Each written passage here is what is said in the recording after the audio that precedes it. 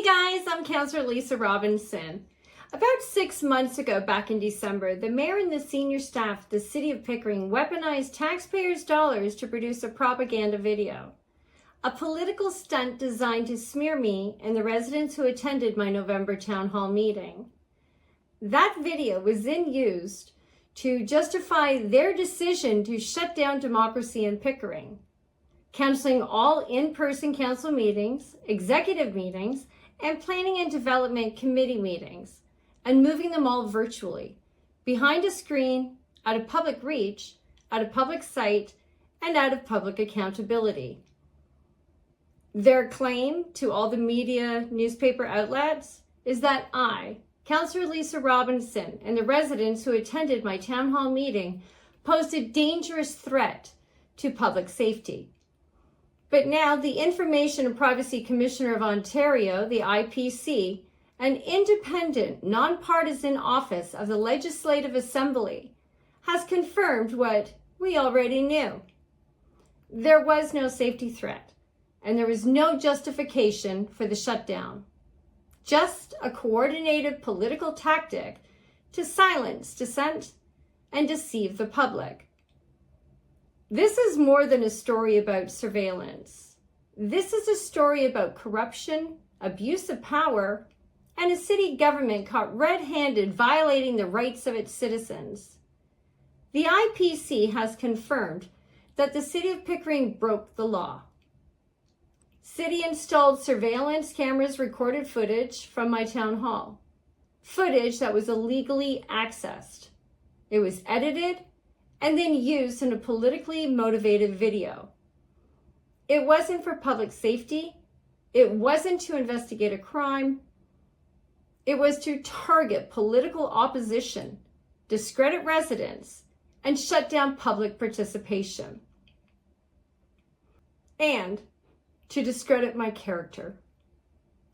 That's not just unethical, it's illegal. Under Ontario's Municipal Freedom of Information and Protection of Privacy Act, MFIPA, surveillance footage is considered personal information and can only be used for the purpose it was collected, like public safety, not for politics and not for propaganda. But staff moved forward anyway. They accessed it, they coordinated its editing, and they plotted its release.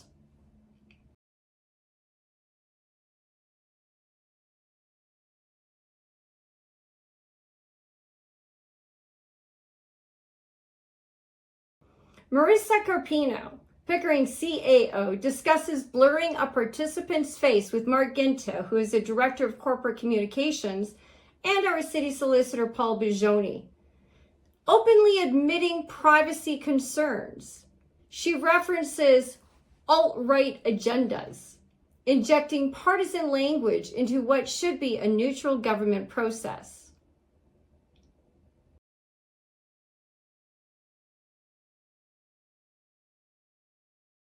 Worse, internal chats reveal a decision to blur or remove a resident who is standing next to someone they refer to as an outsider. Their goal? So it doesn't mislead people into thinking they're one of them. I believe they're referring to the alt-right narrative that they've been trying to push.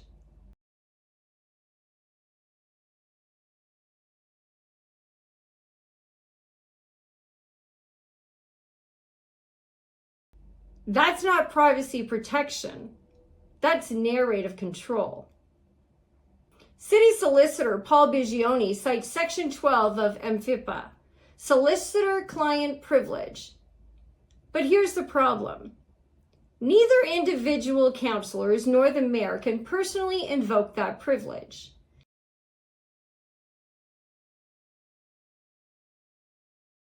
This wasn't legal advice given to council as a body. This was legal cover for a political hit job. They knew they were breaking privacy rules. They tried to hide behind a privilege they weren't even entitled to claim. This was never about legal due diligence. This was about legal cover for wrongdoing. They also discussed redactions under Section 14, which deals with privacy violations, while simultaneously violating those exact rules.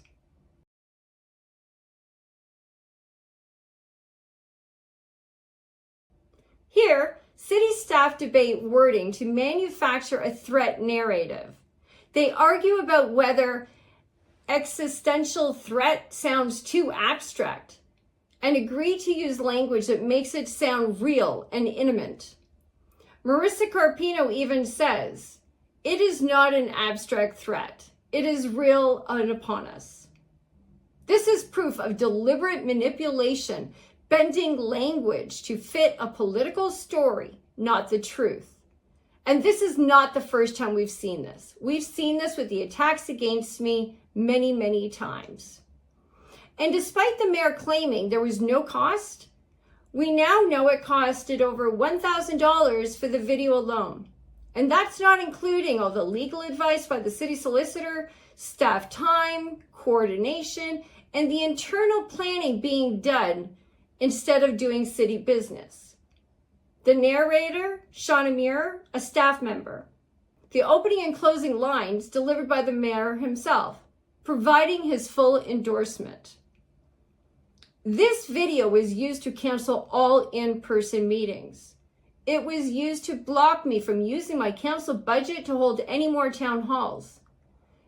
It was all based on a false narrative, a lie, now exposed by the Ontario Privacy Commissioner.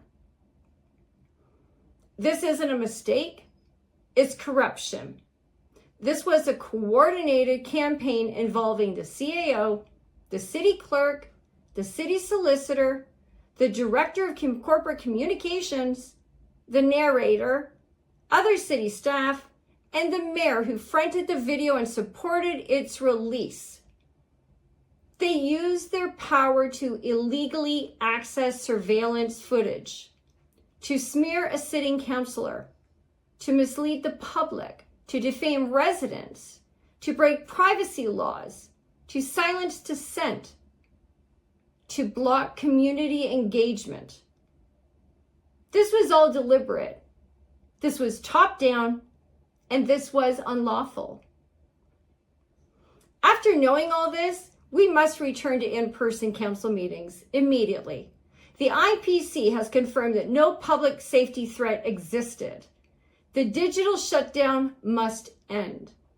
And don't let the excuse of chamber renovations be used to justify this ongoing suppression of public access. No other government body shuts down democracy because of renovations, and neither should we. If the federal government can temporarily build and use an entire alternate House of Commons chamber to ensure democracy continues, then Pickering can hold its meetings at the Recreation Center or any other suitable facility. This isn't about logistics. It's about willpower. I will be calling for a full independent investigation into every city official and department involved in this illegal act, with real consequences.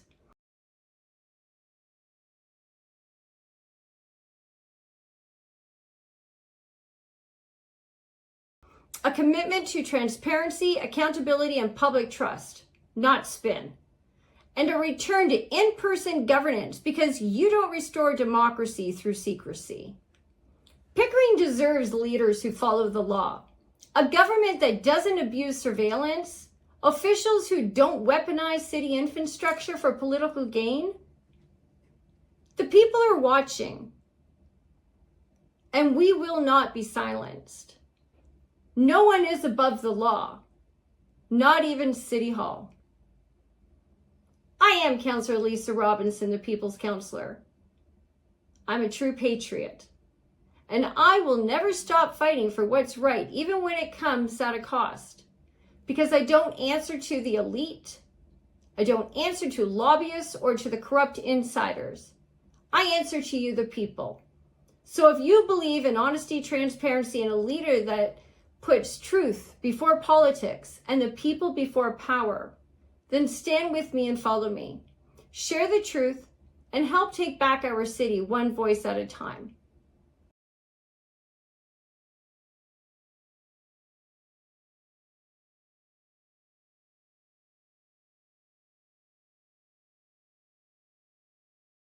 the fact is we do have the Municipal Freedom of Information and Protection of Privacy Act that we are always required to comply with. And that won't change regardless of what new widget or software we decide to buy down the road. So the other thing is that not having safeguards about surveillance is a bit of, I'm not sure I fully understand that, because we don't do surveillance. That's why we don't have systems in place to govern or safeguard against it. And we won't be doing surveillance, but to the extent that data is collected for example, in terms of people that buy tickets to a teen dance or pay their property taxes, that data will always be safeguarded strictly in accordance with the MFIPA legislation. God bless. And God bless the people of Pickering, and God bless Canada.